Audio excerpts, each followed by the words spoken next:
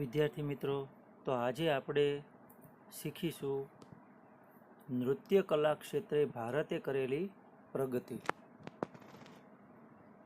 હવે નૃત્ય કલા તે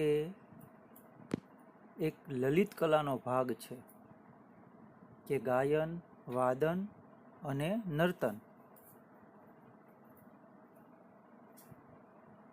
ગાવું, વગાડવું અને નૃત્ય કરવું. નૃત્ય શબ્દની ઉત્પત્તિ મૂળ સંસ્કૃત શબ્દ નૃત એટલે કે નૃત્ય કરવું ઉપરથી થયેલ છે. નૃત્ય કલા તાલ અને લય સાથે સૌંદર્યની અનુભૂતિ કરાવે છે. નૃત્ય કલાના આદિદેવ ભગવાન શિવ નટરાજ મનાય છે. એટલે કે ભગવાન શિવે નૃત્ય છે એની ઉત્પત્તિ કરી હોય તેવું જણાય છે અને તેમણે પૃથ્વીવાસીઓને નૃત્ય કલા શીખવવા માટે સ્વર્ગમાંથી પૃથ્વી પર આ કલા સર્વપ્રથમ લાવ્યા હોય તેવી પણ માન્યતા રહેલી છે. અહીંયા આપણે શંકર ભગવાન એને આપણે નટરાજ કહેવાય છે અને નૃત્ય કલાને પૃથ્વી ઉપર લાવવા માટે તે સ્વર્ગમાંથી પૃથ્વી ઉપર આ કલા સર્વપ્રથમ લાવ્યા હોય તેવી માન્યતા પણ ગણાય છે. ભારતમાં ભરતનાટ્યમ છે, કુચીપુડી છે, કથકલી, કથક, ઓડિસી અને મણિપુરી એ મુખ્ય પ્રકારો ગણાવી શકાય છે. તો હવે આપણે નૃત્ય કલા વિશે આગળ શીખીશું.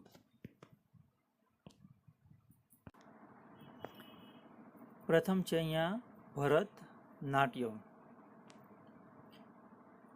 ભરત મુનિ દ્વારા ભરતનાટ્યમ તમિલનાડુ રાજ્યનો તાંજોર જિલ્લો એટલે કે ભારતની દક્ષિણમાં આવેલ તમિલનાડુ અને ત્યાંનો તાંજોર જિલ્લો એ ભરતનાટ્યમ નૃત્ય શૈલીનું ઉદ્ભવ સ્થાન ગણવામાં આવે છે. ભરતનાટ્યમનો મુખ્ય આધાર ભરતમુનિ.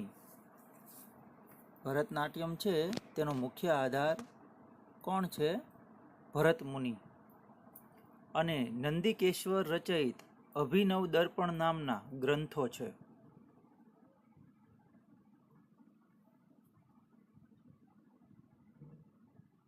ફિલ્મ ક્ષેત્રની જાણીતી અભિનેત્રીઓ વૈજયંતી માલા છે, હેમા માલિની છે, તે ભરતનાટ્યમ નૃત્ય શૈલીનો વારસો જાળવનારાઓમાં મુખ્ય ગણાય છે.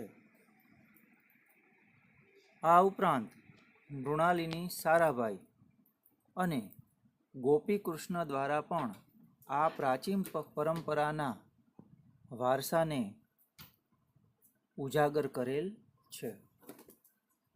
એટલે અહીંયા આપણે મૃણાલિની સારાભાઈ, ગોપીકૃષ્ણ, વૈજયંતી માલા, હેમા માલી આપણા આ વારસાને, આપણી આ પરંપરાને જાળવી રાખનાર છે.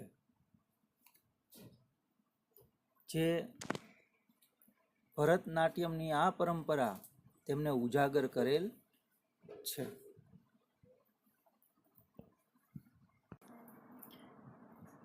હવે પછીનું નૃત્ય કલા છે કુચીપુડી. કુચીપુડી નૃત્યની રચના 15મી સદીના અરસામાં થઈ છે. અહીંયા આપણે જોઈએ 15મી સદી એટલે કે ઈસવીસન 1400. શું કહીશું આપણે? 15મી સદી એટલે ઈસવીસન 1400. આ નૃત્ય મુખ્યત્વે સ્ત્રી સૌંદર્યના વર્ણન ઉપર આધારિત છે. આ નૃત્ય છે તે મુખ્ય સ્ત્રી સૌંદર્યના વર્ણન ઉપર આધારિત છે. સ્ત્રીઓ અને પુરુષો બંને દ્વારા કરવામાં આવતા આ નૃત્યમાં ભારતીય નૃત્યના પાયાના મુદ્દાઓ વણી લેવામાં આવ્યા છે. સ્ત્રી અને પુરુષો દ્વારા આ નૃત્ય કરવામાં આવે છે. ખાસ કરીને સ્ત્રી સૌંદર્યના વર્ણન ઉપર આધારિત છે અને ભારતીય નૃત્યના પાયાના જે પાયાના કહેવાય તે મુદ્દાઓ વણી લેવામાં આવ્યા છે. તે આંધ્રપ્રદેશમાં ખૂબ પ્રચલિત છે. કુચીપુડી નૃત્ય માટેના જાણીતા નર્તકો એટલે કે નૃત્ય કરનારાઓ. નર્તકો એટલે શું? નૃત્ય કરનારાઓ. ગુરુ પ્રહલાદ શર્મા, રાજા રેડ્ડી, યામા રેડ્ડી, શોભા નાયડુ વગેરે પ્રાચીન વારસાને આ શૈલી જાળવી રાખેલ છે. અહીંયા આપણે જોઈએ તો આંધ્રપ્રદેશ ભારતના આંધ્રપ્રદેશમાં કુચીપુડી નૃત્ય જોવા મળે છે. તો અહીંયા આપણે ખાસ કયા પ્રદેશ સાથે કયું નૃત્ય સંકળાયેલું છે એ પણ પરીક્ષાની અંદર આપણે પૂછાય છે. દાખલા તરીકે જોડકામાં તમિલનાડુ તો સામે શું આવે? ભરતનાટ્યમ. અહીંયા આપણે આંધ્રપ્રદેશ તો કુચીપુડી, કેરળ તો કથકલી. અથવા નૃત્યની સામે રાજ્ય પણ આપેલા હોય તેવું પણ બને. તેથી ખાસ કરીને એ પણ આપણે ધ્યાન રાખીશું. હવે પછીનું નૃત્ય છે કથકલી. કથકલી એ દક્ષિણ ભારતની અંદર આવેલું કેરળ રાજ્ય એનું આ ખૂબ જ પ્રચલિત નૃત્ય છે. કથકલી નૃત્યમાં આ નૃત્ય ઘેરદાર સુંદર કપડાવાળી સ્ત્રી એટલે કે તેની વેશભૂષા એ ઘેરદાર સુંદર કપડાવાળી હોય છે અને તેના પાત્રોની જાણકારી માટે તેમના ચહેરા ઉપરના વિશિષ્ટ ચિત્રામણ એટલે કે મુખાકૃતિને સમજવું પડે છે.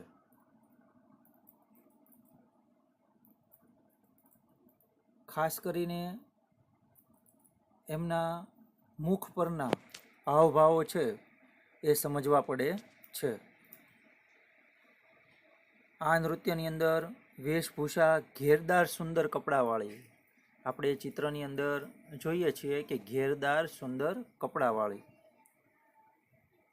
કથકલી નૃત્ય શૈલીમાં નટ કલાત્મક મુગટ ધારણ કરીને, નટ છે તે કલાત્મક મુગટ ધારણ કરીને, આપણે ચિત્રમાં જોઈએ છીએ કે ઘેરદાર છે તે સુંદર કપડાં છે અને મુગટ છે એ પણ કેવો છે? કલાત્મક છે. રજૂઆત સમયે એક જ તેલના દીવાના તેજથી પ્રકાશિત રંગમંચ ઉપર છે તે એક જ તેલનો દીવો, તેલના દીવાના તેજથી પ્રકાશિત રંગમંચ પર પડદા પાછળ આવીને, હવે જો આ નૃત્ય છે તેની મુખ્ય ઓળખ આવી રીતે છે કે રંગમંચ પર પડદા પાછળ આવીને પોતાની સંગીતમય ઓળખ આપીને ત્રણેય લોકના પાત્રોને ચહેરાના હાવભાવ અને હસ્તમુદ્રાથી સજીવ કરે છે. રંગમંચ એટલે અહીંયા સ્ટેજ, કે જે જગ્યાએ કોઈ પણ પ્રકારનું નૃત્ય ભજવવામાં આવતું હોય તો આ રંગમંચ પર પડદા પાછળ આવીને કઈ જગ્યાએ પડદા પાછળ આવીને પોતાની સંગીતમય ઓળખ આપીને સાથે સંગીત પણ સંકળાયેલું છે. ત્રણેય લોકના પાત્રોને ચહેરાના હાવભાવ અને હસ્તમુદ્રાથી સજીવ કરે છે. તો આ કથકલીની અંદર મુખ્ય ચહેરાના હાવભાવ અને હસ્તમુદ્રા એટલે કે હાથથી કોઈ પણ કરેલા હાવભાવ ને સજીવ કરે છે. અને એમના મુખના ચહેરાના વિશિષ્ટ ચિત્રામણને આપણે સમજવું પડે છે.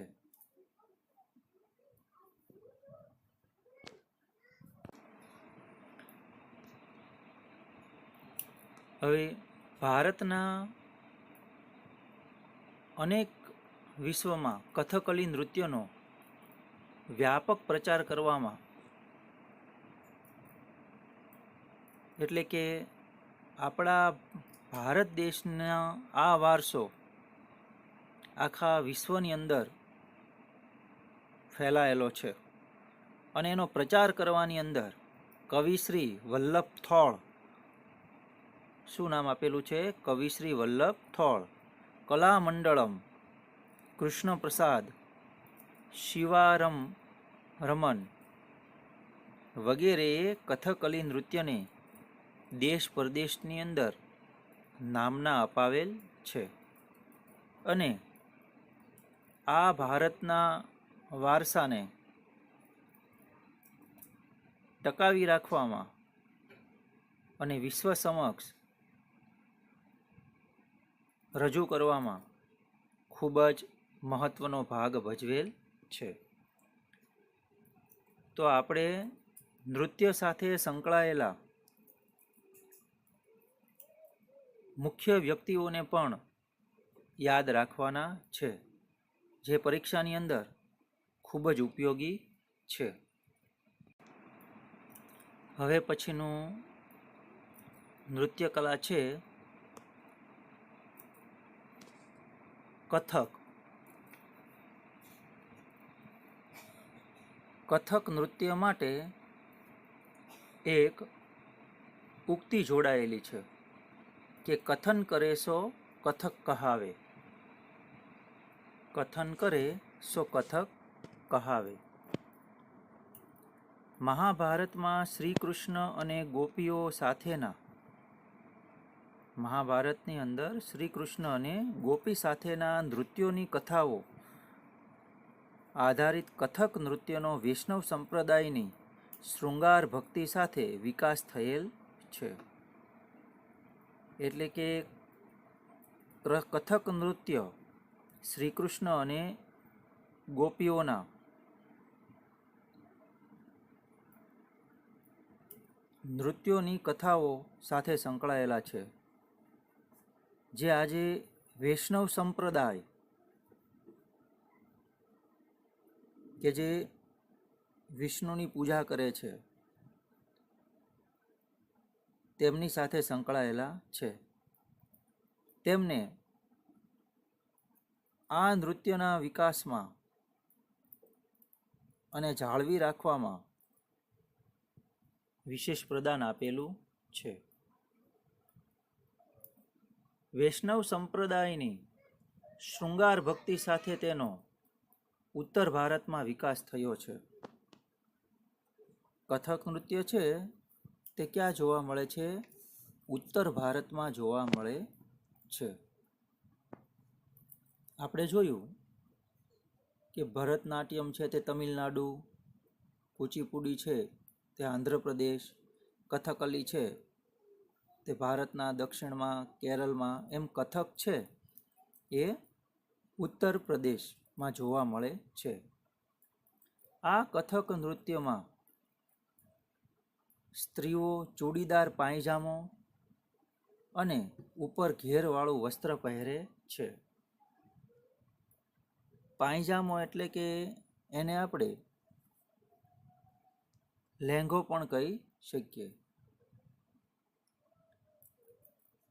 અને ઉપર છે તે ઘેરવાળું વસ્ત્ર પહેરે છે. આ કથક નૃત્ય શૈલી મુજબ એક પગ પર ગોળ ગોળ ફરવું. આ આપણે શબ્દ ખાસ યાદ રાખવાનો છે કે એક પગ પર ગોળ ગોળ ફરતા ફરતા નૃત્યના પ્રસંગો પ્રદર્શિત કરવામાં આવે છે. એક પગ પર ગોળ ગોળ ફરતા ફરતા નૃત્યના પ્રસંગો પ્રદર્શિત કરવામાં આવે છે, એટલે કે દર્શાવવામાં આવે છે. ખાસ કરીને પરીક્ષાની અંદર આવું પણ પૂછાય છે કે એક પગ પર ગોળ ગોળ ફરતા ફરતા નૃત્ય કઈ નૃત્ય કલા સાથે સંકળાયેલું છે? તો શું આવશે? કથક. એટલે આપણે સ્લાઇડની અંદર જોઈએ તો હાઇલાઇટ કરેલી અમુક વસ્તુ, જે અમુક લીટીઓ ઉપર હાઇલાઇટ કરેલી છે, તે આપણે ખાસ યાદ રાખવાની છે. કથક નૃત્યમાં સ્ત્રીઓ ચૂડીદાર પાયજામો અને ઉપર ઘેરવાળું વસ્ત્ર પહેરે છે. તો હવે આ વારસાને, આ પરંપરાને ઉજાગર કરવામાં પંડિત બિરજુ મહારાજ, સિતારા દેવી, કુમુદિની લાખિયા વગેરે લોકોએ આ શૈલીને જીવંત રાખી છે અને તેના વિકાસની અંદર મહત્વનો ફાળો આપેલો છે. હવે આપણે શીખીશું મણિપુરી નૃત્ય. મણિપુરી નૃત્ય શૈલીમાં મુખ્ય કેન્દ્ર મણિપુર રાજ્ય છે. તેથી તે મણિપુરી નૃત્ય કહેવામાં આવે છે. શું કહેવામાં આવે છે? મણિપુરી નૃત્ય કહેવામાં આવે છે. આ આપણે જોઈએ તો ભારતના પૂર્વ વિસ્તારમાં, જેમાં આપણે 7 સિસ્ટર્સ રાજ્યો તરીકે ઓળખવામાં આવે છે, એમાંનું એક આ રાજ્ય છે. કઈ જગ્યાએ? તો ભાઈ ભારતમાં પૂર્વમાં 7 સિસ્ટર્સના નામે 7 રાજ્યને ઓળખવામાં આવે છે, એમાં મણિપુર એક છે. મણિપુરના લોકો દરેક ઉત્સવના પ્રસંગે નૃત્ય કરે છે. મણિપુરના લોકો છે તે દરેક ઉત્સવના પ્રસંગે નૃત્ય કરે છે. આ નૃત્યની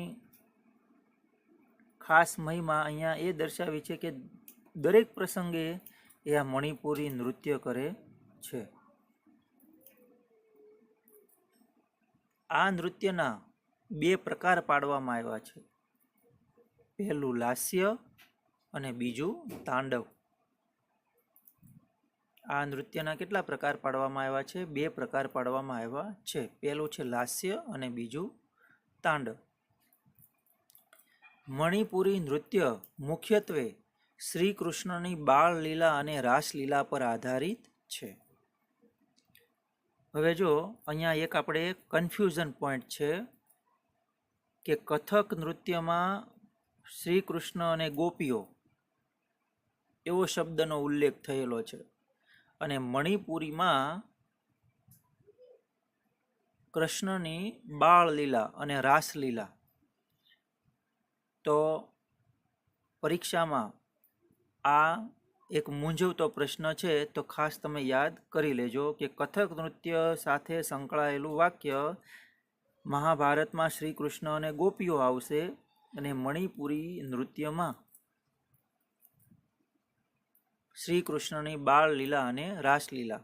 બંનેમાં કૃષ્ણ તો આવશે જ તે, ઓલામાં શ્રી કૃષ્ણ અને ગોપી આવશે, જ્યારે અહીંયા શ્રી કૃષ્ણની બાળ લીલા અને રાસલીલા આવશે. આ નૃત્ય કરતી વખતે પહેરવામાં આવતો ઘેરદાર લીલો રંગનો ચણિયો, જેને આપણે કુમીન તરીકે ઓળખવામાં આવે છે. હવે જો અહીંયા નૃત્ય કરતી વખતે ઘેરદાર ચણિયો પહેરવામાં આવે છે અને તે કેવા કલરનો હોય છે? લીલા કલરનો હોય છે, જેને આપણે કુમીન કુમીન એવું કહેવામાં આવે છે. આ પણ 1 માર્કનો પ્રશ્ન છે. તો સ્લાઇડની અંદર જે હાઇલાઇટ કરવામાં આવેલી લીટીઓ છે એ આપણે ખાસ યાદ રાખવાની છે. આ નૃત્ય કરતી વખતે રેશમનો બ્લાઉઝ પહેરીને કમરે પટ્ટો બાંધવામાં આવે છે. રેશમનું શું પહેરવામાં આવે? બ્લાઉઝ પહેરવામાં આવે છે અને કમરે પટ્ટો બાંધવામાં આવે છે. અને નીચેના ભાગે આપણે જોયું કે લીલા રંગનો ચણિયો, જેને આપણે કુમીન કહીએ છીએ. આ ભારતીય નૃત્યને ઉજાગર કરવામાં તેમજ ભારત અને વિશ્વમાં જીવંત રાખવામાં ગુરુ ઓમોબી સિંઘ, આતોમ્બો સિંઘ, ગુરુ બિપિન સિન્હા, નૈના ઝવેરી, નિર્મળા મહેતા, આ બધા જ વ્યક્તિઓએ આ મણિપુરી નૃત્યને જીવંત રાખવામાં મહત્વનો ફાળો આપેલો છે.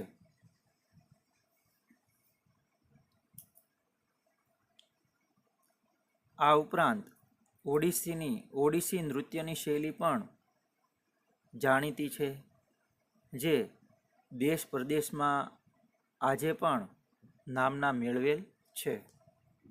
આમ ભારતે નૃત્ય કલા ક્ષેત્રે સારી એવી પ્રગતિ કરેલ છે, જે આપણા દેશને આ વારસાએ આપણને મહત્વનું સ્થાન અપાવેલું છે. તો અહીંયા આપણે ભારતની નૃત્ય કલા શીખ્યા.